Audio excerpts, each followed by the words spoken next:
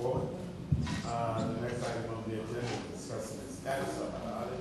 Mr. Vaughn.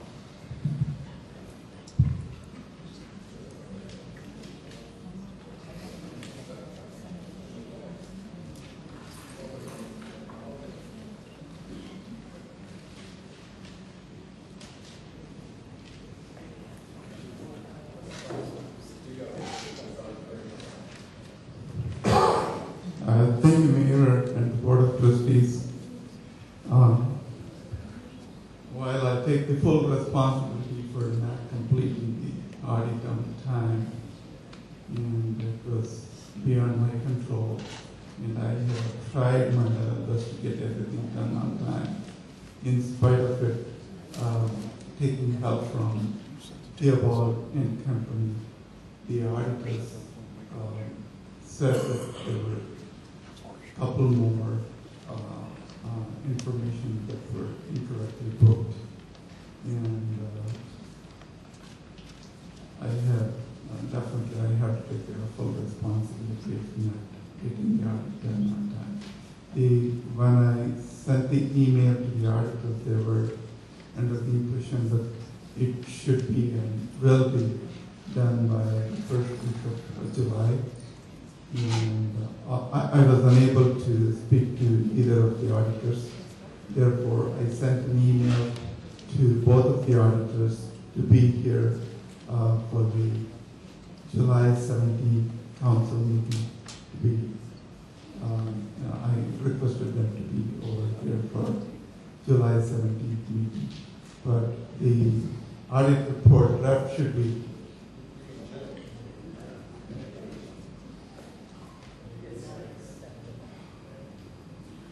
Trustees, based on the meeting last night, we did want to invite them. We tried to reach them by phone and wasn't able to reach them. So we wanted to go ahead and invite them to our next committee meeting. It is scheduled, the next meeting is actually July 3rd, but I was concerned because of the holiday so close that some people may not be able to be here, myself will not be in town, but we didn't want to invite them to that meeting because it's so close to the holiday. The next committee meeting, I believe, was the 17th of July. According to their email, they said that they should have it done. A realistic date is the first week of July. So by July 17th, they should be able to be here and hopefully walk you through the audit. If we receive it, we will share it with you, but we're still inviting them to come out on the 17th to answer any questions or whatever, just in case they didn't make it, they can explain why they didn't make that deadline. Moving forward, there shouldn't be and there will not be any problems. The bank accounts are completely reconciled without any discrepancies. Absolutely positive. One way until 10/31/2010, there were some errors that were eventually corrected, and I should be able to get the reporting done. I have a couple of questions. First question, I don't even know how I can put this question.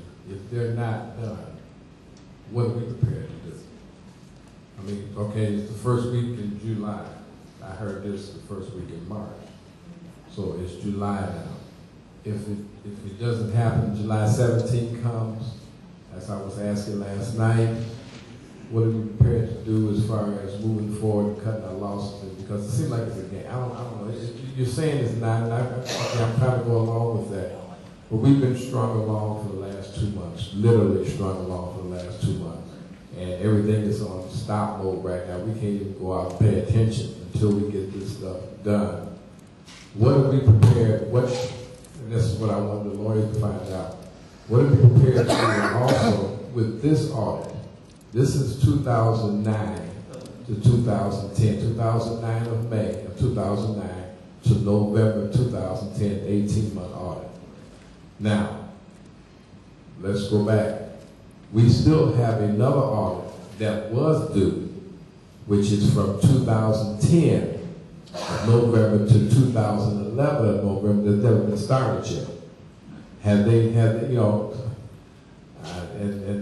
that should have been done because now here it is 2012, end of June, and I think we're in, I don't know if we're in violation, but we're pretty close to being in violation. Okay, so what plan do we have? Are we going to stay with McGladrey? Can we opt out of that contract? I mean, because of past performances. I'm suggesting we have to go back. But we have to talk to lawyers and find out. We have to do something because this doesn't make sense. I mean, they should have, even if they were, this is what I'm looking at, even if they were working on the 18-month audit, and they've been working on an 18-month audit, 18 months, well, no, it's been a while. Why and how come they weren't able to, at the same time, work on the following year's audit? I mean, McGladrey and Pullen is a big company. Once the audit started, it has to be completed, and the audit report issued. From the date of audit completion, the fiscal year completion, then they can start a new fiscal year. Until and unless they complete the first year audit. No, because the suggestion I made yesterday was this. If that audit is not completed, this is just a suggestion, but it's something, it's better than what we have right now. If the audit is not completed by the 1st of July, that we go and get another firm to do that and either charge them, take the money from McGladrey or what? I mean, so therefore we're in a limbo. We're in a catch-22. We have to wait until whenever they feel that they want to do this, we have to wait until that time. We are stuck with Okay, all right. What I'm saying is, if they are done, get all the files and all the information from the auditors, pay them. Now, even with this, we had a pension audit. Is that completed? Police pension audit is under, and they should be Pretty soon. it should be completed. Because that's part of our audit too, isn't it? And that's part of for the TIF also. If it's consolidated, it's Okay. Because we can't move forward with the TIF until we get the audit done also. Okay. I still think that it might be not a bad idea to start researching what we're going to do for next year, but I still don't blame Leonard Pullen one bit for this. And I'm not saying that I blame you or the finance department in general, but I think we have to realize what happened in those 18 months. You were on board for what? 60 days when you came to us and said, what happened with the 18 months and how come we have 18 months worth of bank envelopes that nobody looked at, didn't dust off, didn't open? You can't balance your checkbook in your house without looking at your finances for 18 months, but that's what happened here. And that was before your time. That was before the current village manager's time. So I'm not saying that anybody sitting at this table is directly responsible for what happened. But when McGladrey and Pullen did come here, they said that was the holdup. The fact that you yourself came to us and you said, we need to go back to be able to come in and help. We need to do that. You paid all that money extra to be able to come in. And even with their expertise and all that, it still isn't right. I think that if we need to do some research to see how we can change things maybe for the next contract, I'm not saying we need to halt that, but like I said last night, I'm extremely curious to see what skeletons they bring back to this village deposit. 18 months, there's no telling where the money went. You have residents come up to this podium every week and say, where's this money? Where's that money? Who paid this? Why we don't have this? We'll never know until this audit is done.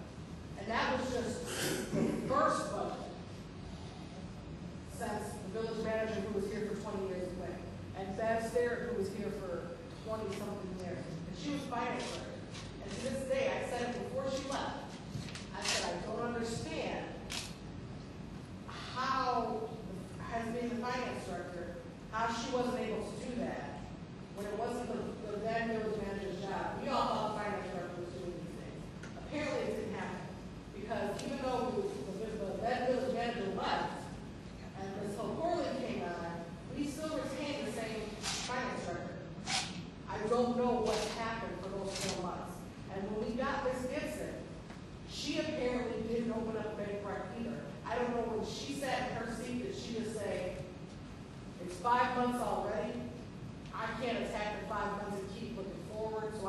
start from my day and go, but she never even opened up that door. So again, I think we've got to run around as far as dates go.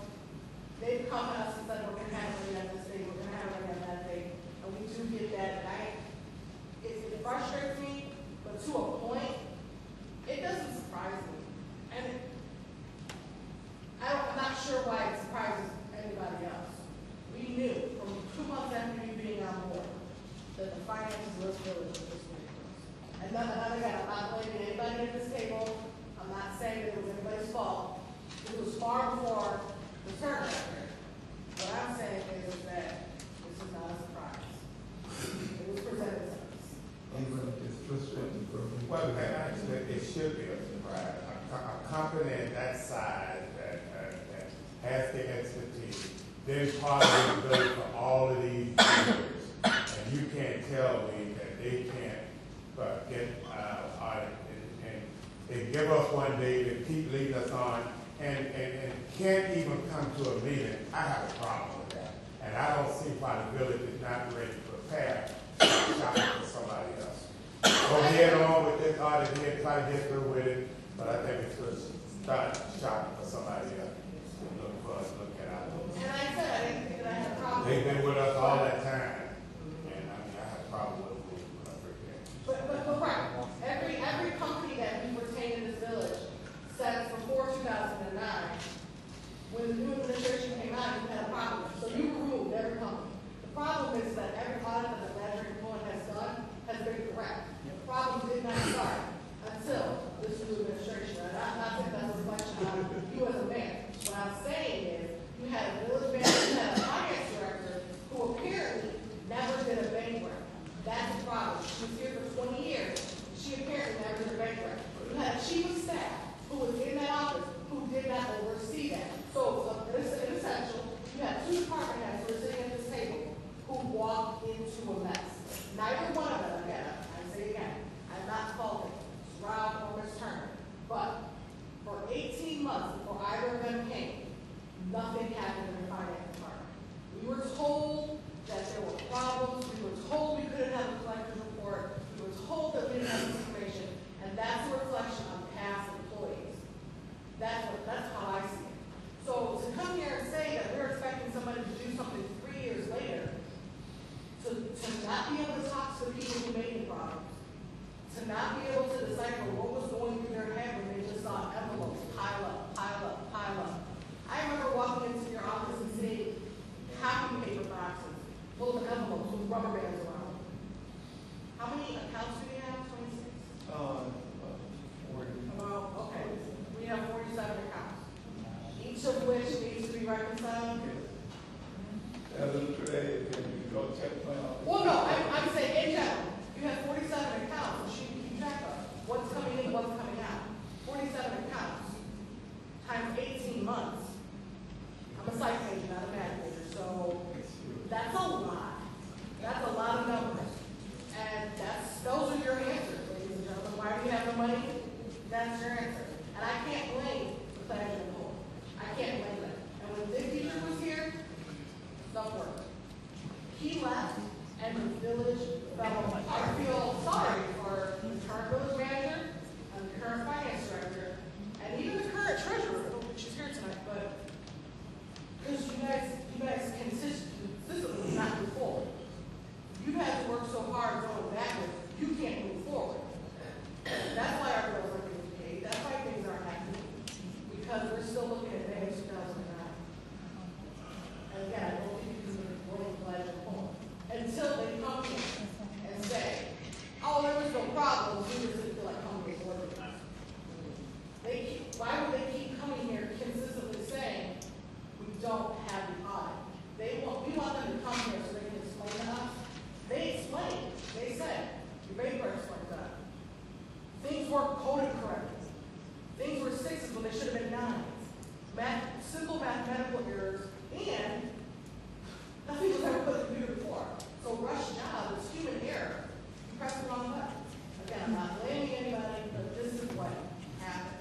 And until they come here and just say, we got it done, we just didn't feel like telling you we did it, I don't think we can blame them. Continue, as like I said, Turner,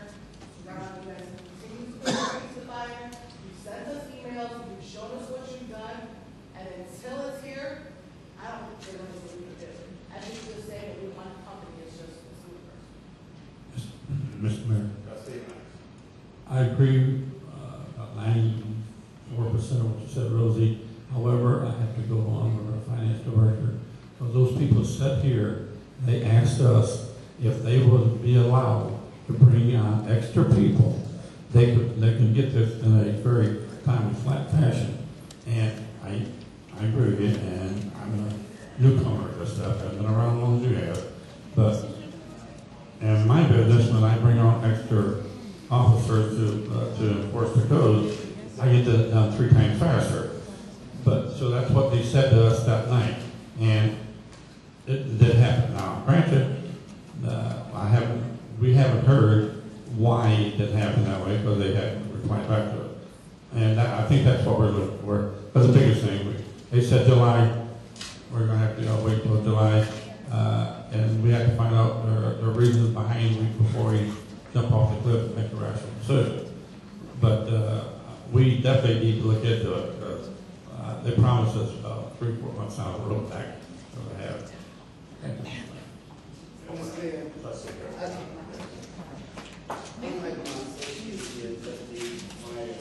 I disagree with everything you're saying, due to the fact that when we came on first carry, Mr. Mayor, Here's the mic, we can't hear you. when we came into office in 2009, the village was told, we were told that we were $1 million in the black, or whatever you want to call it, in the hole. When I did some research, I found out that we were actually $4 million in the hole. That's what my research. I stood here before we was elected in 2009, sat in that audience and watched a fire captain give the financial report for this village when he was not the finance director. Why would a fire captain be given that report? Members on this board was right there during that time and said nothing about it. They should have questioned the fact that a fire captain was given a financial report outside of the person who should have been given the report was the finance director. It did not take place. It was confusing, and it's confusing now for them to sit here, for this trustee to sit here and say, well, it's not your fault, it's not your fault that the chief of staff could have been her fault, or there was no bank recs done. Well, if there's no bank rec done, why did that finance director, Mrs. Sturrock, as she named it, did a bank rec, and why did they question it then? They did not question it then. They did nothing. For this trustee to come back and say, oh, well, when Mr. Dietrich was here, everything was ran beautiful. Well, when he left, we was $4 million in the hole. Or if they would say $1 million. If we $1 million in the hole, or if we $4 million in the hole, what great job did he did but put this village in a financial foolishness. That's a problem for me, for this trustee to come here and say this to our citizens like they are stupid. They are not stupid. That's why they have questions. That's why they want answers. There's a big problem here, Mr. Mayor. When the chief of staff came in here and you appointed her, they did all they can to make sure that they got in her way and she would not do her job. They got rid of her illegally. And that's why we're in the position we're in right now with the pending lawsuit that's going on in the village because of the illegal acts of some of the members on this board. I have a problem with that. For her to sit there and try to put everything off them, because they were in office, Trustee Williams, Trustee Burgess, Mr. Shepherd was not here, Maya was not here, Hank was here. They were in office when our village was $4 million in the hole. Where did the money go? Let's ask them where it went. That's right. Because they don't want to answer these questions. They don't want to answer these questions. So they will sit here and put the blame on everybody else. And Mr. Dietrich is so great. That's why they brought him back. So he can hide the fact that he's, I'm not going to say he stole, but he can hide, come back and try to repair the garbage that he did to this village. It's going to be found out in the future. It's going to be found out. And heads real road. Your people can laugh. You can laugh if you want to, trustee board, but the people want to know. There's going to be inquiry, and once it's found out, somebody who will be going to jail. Right, you will. Why would So, Mr. Mayor, they can come back and she can say everything she want to say, but she always does. They have the last word. Fine. Say what you want to say. But the fact of the matter is, we work $4 million in a hole. We are in a problem right now, and you still spend the money like it's yours, and it's not yours. You want to go to this? The clerk is talking to me saying words, Mr. Mayor. Why is the clerk talking over me? She's out of order. Sorry about order. They had our citizens pay for a fire truck that the money was given to the village by a grant, and that money is gone. But now the taxpayers got to pay for it. This beautiful building was supposed to be paid by impact fees. No impact fees ever came in. Now the taxpayers got to pay for it. That's a huge problem. We got hydrant problems. We got water problems. But yet Mr. Dick has been here for over 20 years, and he did a great job. But now they've got 3 wells down. 50 hydrants out of service. We got trees falling on people's heads. We got garbage. I got to pick up. We got 98,000 you back. Trustees talking. Mr. Mayor, that's what happens when trustees don't want things to be found out. Like you. Trustee Beckman, are you finished? No, sir. I would appreciate if trustee Burgess would keep silent while I'm talking. I would appreciate it if you would keep silent while I'm talking. You think I'm going to say it again? Trustee, we don't want to get into a big one back and forth.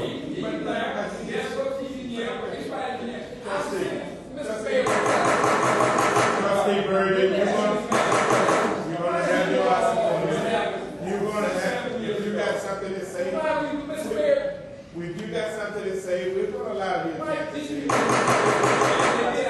Trustee Burgess, Benson has the floor. Oh, okay, but let me stay on topic, sir. You would Let me have, stay on topic.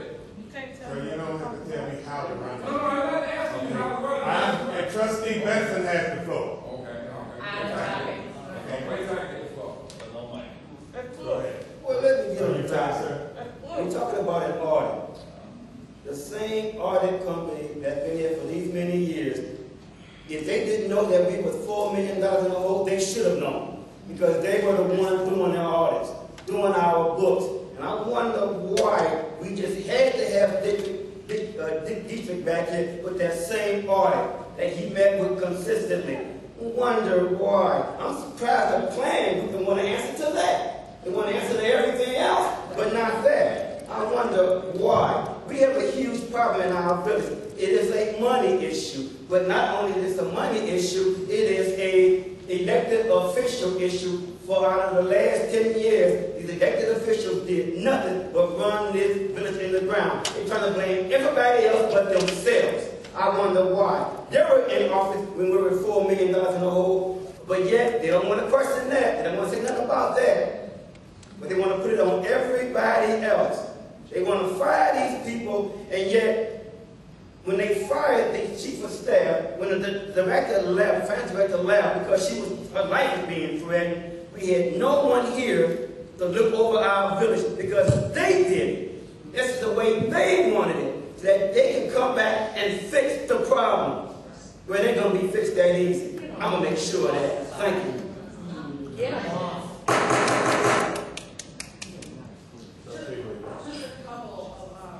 Misconceptions that were brought out. We talked about $4.1 million audit. I've never heard that number before, but I would encourage if you've done your research, if you could please share that with the board, because that would be interesting to look at. What I do remember is a $1.5 million deficit, and if I'm not mistaken, what that was impact fees. We talked about impact fees. For those of you who don't know what impact fees are, we have a tip, it's called tip 3. It's over at DP Partners, the Industrial Center. When buildings get built there, when new companies come in and there's new construction, we get money. It's the impact fees. Now, I don't know if Trustee Benson or anybody else in this room had a crystal ball somewhere around 2007, 2008, when DP was booming, when businesses were coming in, when people were making money. If anybody in this room would have had a crystal ball, I'm pretty sure they wouldn't still be in Sauk Village. Because they would have sold high and bought low. Because now it's the opposite. Because that's when the recession happened. So when this building was being created, we created it thinking because our since we're doing so well, impact fees would pay for it. Also, again, for those of you who don't know how a budget works for municipality, a budget is paper.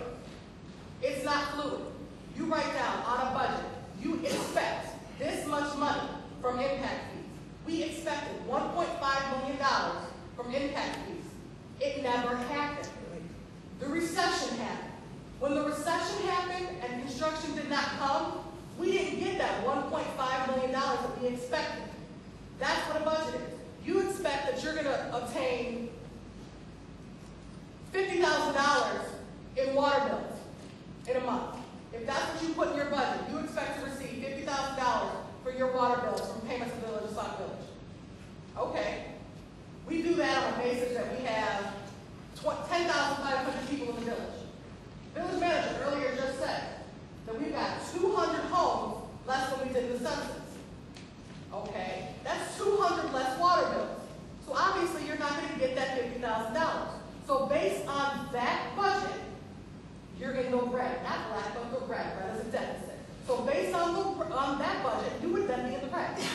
That's how you budget. You budget a year from now what you expect to end up with. A year before the recession, we thought we'd get $1.5 million in impact fees. Again, our crystal ball for the village must have been broken because we didn't anticipate the recession. So on paper, it looked like we were down $1.5 million. I asked again, at that point, if that amount is 4, somebody needs to show us because Ms. Rebecca McCormick was the one that pointed out it was $1.5 million before me. So if she was wrong, another feather in her cap because she said 1.5.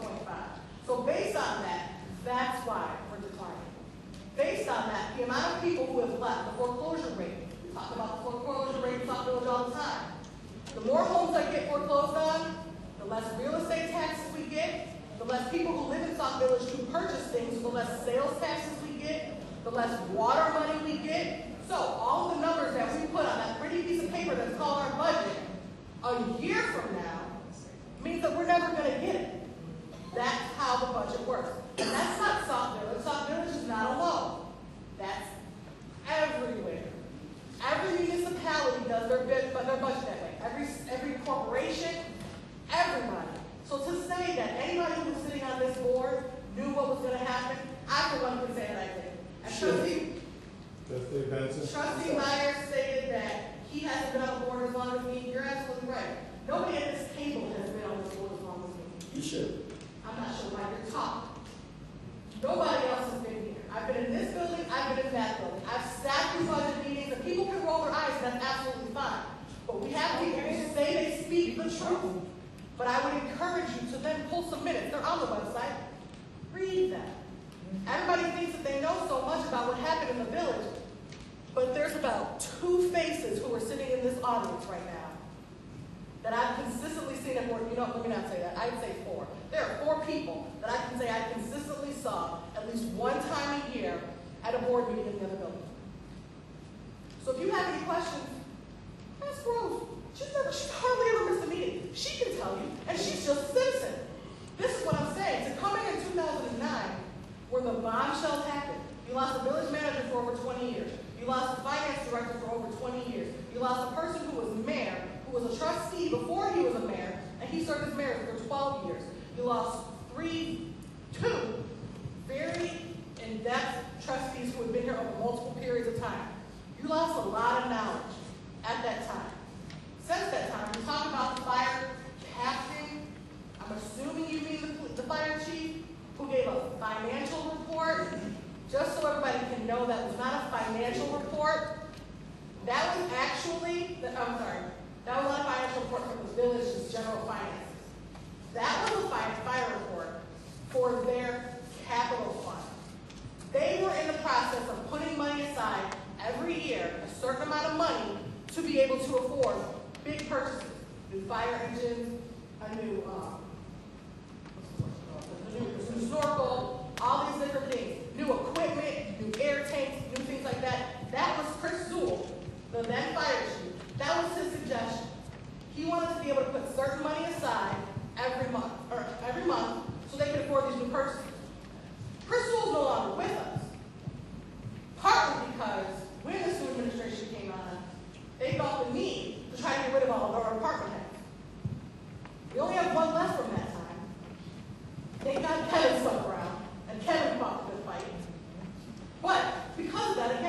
more knowledge, more history that you've lost.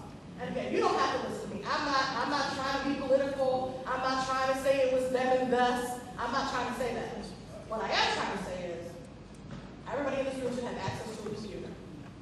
I encourage you, www.saukvillage.org.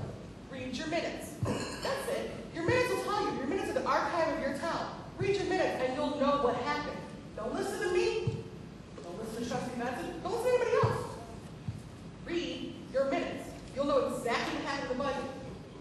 There's no question. We have people who are sitting at this table who didn't even attend the budget meetings, the past couple budget meetings we had. How do you not attend if you're sitting at this table? Again, there's no pointing fingers. I didn't point fingers at anybody at this table. I've been told I've been harassing certain people at this table. I specifically have tried very hard not to point fingers. The fact of the matter remains, there was an 18-month mess up. Read your minutes before you start pointing fingers, because there's nobody in this room that can tell me anything besides what I have to say. Because I read my minutes. I say cognizant. I know the difference in the budget between red and black. I know the minor little details of the difference between 1.4 and 4. There's a big difference. The fact still remains the same, is that when this administration came in, this village was $1 million plus in debt, has nothing to do with impact fee.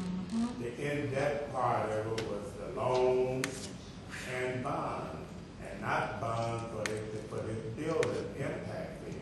This building was taken out certainly for impact fee. Certainly we all know when we go for taking out loan for impact fee, it is based on whatever it's going to be developed until you get the funding of the pay those bonds off. But we talked about other bonds that we took out to really to continue to operate. That's basically what it was done for. So we're not even talking about over $800,000 or $900,000 of bills that were sitting in the drawer that we didn't even know about until the end. So when the trustee is talking about taking what they were doing with this building, at the time when they built this building and constructed this building, certainly the economy was well, was doing good. That's probably one of the reasons they decided to build the building, because they were looking good. But the problem that I don't have a problem with the building. The building's fine. We have a really nice building here. But the trustees allowed the interest rate to go out and get it. At the time, the economy was going well. I don't understand, and I brought this up a number of times. Why in the heck will we go out when the economy is going so well to get a bond at a high interest rate where we cannot refinance? Now that's a problem to me. If the economy is going well and everything, then you should be able to get a darn good interest rate on your bond. And we didn't do that. And now the citizen are the ones who's going to have to pay for it. I mean, there's no secret about that now. You're the one that's going to have to pay for this building. We have been led to believe all of these years and all this time that the citizens were not going to have to pay for the building. We are. We're going to have to pay for it. You stay here and you got to be paying property taxes. You don't have to pay for it. Anything else? Mr. Mulline, thank you very much. Okay, let's move on to the update on